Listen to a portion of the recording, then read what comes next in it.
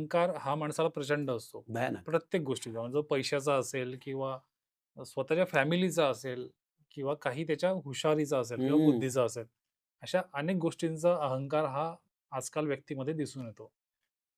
तर माझा पुढचा प्रश्न असा, की मी ऑलरेडी पॉडकास्टच्या सुरुवातीला तुमचा परिचय दिला आणि तुमचं रवी इंडस्ट्रीज नावाने खूप मोठी इंडस्ट्री तुम्ही चालवतात आणि त्यासोबतच तुम्ही परमार्थाचा घेतलेला वसा. तर ह्या दोन्ही गोष्टी तुम्ही कशा मॅनेज करता किंवा तुम्ही खरं आहे. कशा चालवतात? हे थोडं आम्हाला जाणून घ्यायला. नाही, ह्या 2 गोष्टी मुळात वेगवेगळ्या नाहीतच. पहिली हं, गोष्ट माझ्या दृष्टीने जर विचार कराल. हं. कसं आहे, की जो गुरु आश्रित असतो ना, आश्रय घेणं म्हणजे काय असतं? शरणागती असते. जसं एखादं लहान मूल असतं ना, शरणागती म्हणजे एक साधारणतः तुम्ही 7-8 महिन्याचं मूल बघा. हं. जे थोडंसं स्वतःच्या पायावर उभं राहू शकतं किंवा रांगू शकतं, पण ते स्वतःहून काहीच करू शकत नाही. आईने जर आणलं, खायला घातलं तर खाईल. आईने जर कडेवर घेतलं, तर ते कडेवर घेतलं जाईल. घेतलंय. अशी ही त्याच्यामध्ये शरणागतीची भावना असते. ही शरणागती आहे.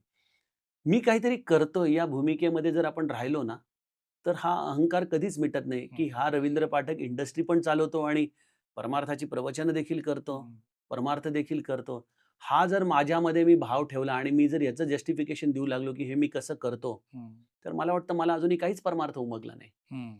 आपण त्या आईच्या चरणाशी शरणागत लेकरासारखं पडून राहावं.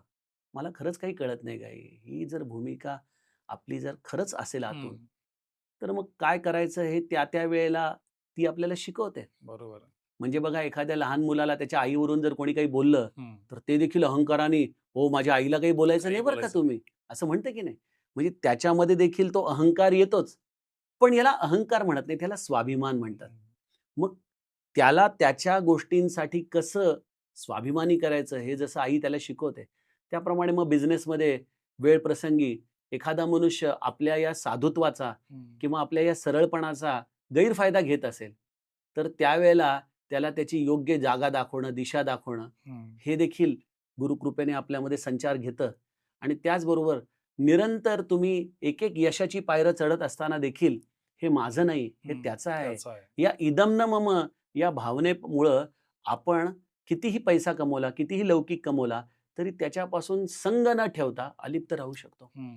त्यामुळं अहंकार हा भाग आपल्याला तिथं कधीच त्रास देऊ शकत नाही.